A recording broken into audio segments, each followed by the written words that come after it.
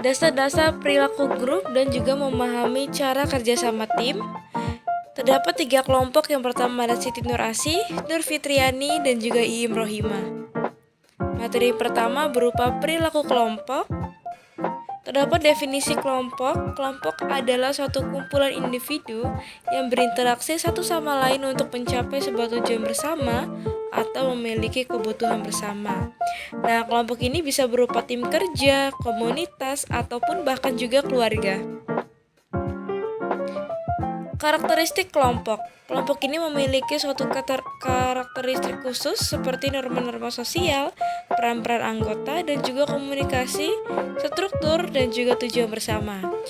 Sedangkan dinamika kelompok memiliki suatu perubahan dan juga perkembangan seiring berjalannya waktu. Ada fase seperti pembentukan konflik, norma, kohesi, dan juga pemecahan masalah. Konflik dalam kelompok. Kelompok adalah bagian alami dari interaksi kelompok untuk penting memahami cara mengelola konflik agar tidak merusaknya kerjasama tersebut. Kepemimpinan dalam kelompok. Kepemimpinan adalah aspek penting dalam suatu kelompok. Pemimpin memainkan peran penting dalam mengarahkan kelompok tersebut untuk menuju tujuan bersama. Kerjasama tim memiliki definisi yaitu kemampuan anggota tim untuk bekerja bersama untuk mencapai satu tujuan bersama dengan secara efektif. Ini melibatkan koordinasi, komunikasi, dan juga berbagi tanggung jawab. Manfaat kerjasama tim dapat meningkatkan produktivitas, kreativitas, inovasi, dan kepuasan anggota tim. Ini juga dapat mengatasi tantangan yang sulit diatasi oleh individu tersebut. Prinsip kerjasama tim.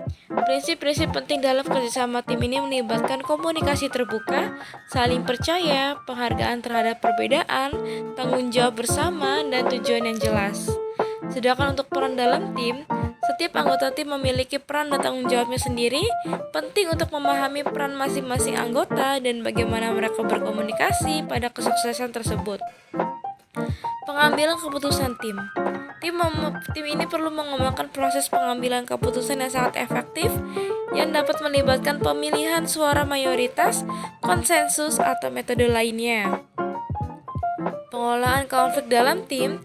Konflik dapat timbul dalam tim. Mengatasi konflik dengan cara konstruktif dan profesional adalah kunci untuk menjaga kerjasama tim tetap kuat. Contoh kasus yang pertama ada kawasan perdagangan bebas.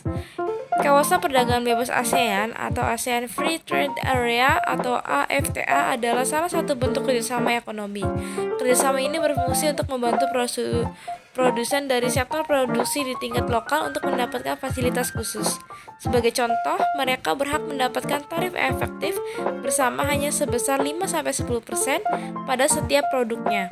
Dengan AFTA, kendala perdagangan bisa diatasi dan daya saing produk buatan lokal pun semakin membaik. Tak hanya produk barang, produk jasa pun diperlakukan seperti telekomunikasi dan transportasi hingga keuangan. Yang lainnya, kerjasama di bidang pariwisata. Pariwisata merupakan penyokong ekonomi terbesar bagi negara-negara anggota ASEAN, termasuk salah satunya Indonesia. Pariwisata juga menjadi satu sektor strategis untuk membuka lapangan kerja karena mampu menyerap banyak tenaga kerja. Kerjasama ASEAN yang dilakukan di sektor ini bisa jadi jembatan untuk memajukan dan juga melestarikan budaya lokal. Hal ini penting mengingatkan para wisatawan baik domestik maupun mancanegara sangat tertarik untuk menjadi budaya lokal tersebut. Selain pariwisata, kompetisi olahraga antar negara juga mampu menarik wisatawan sehingga bisa terus dilaksanakan.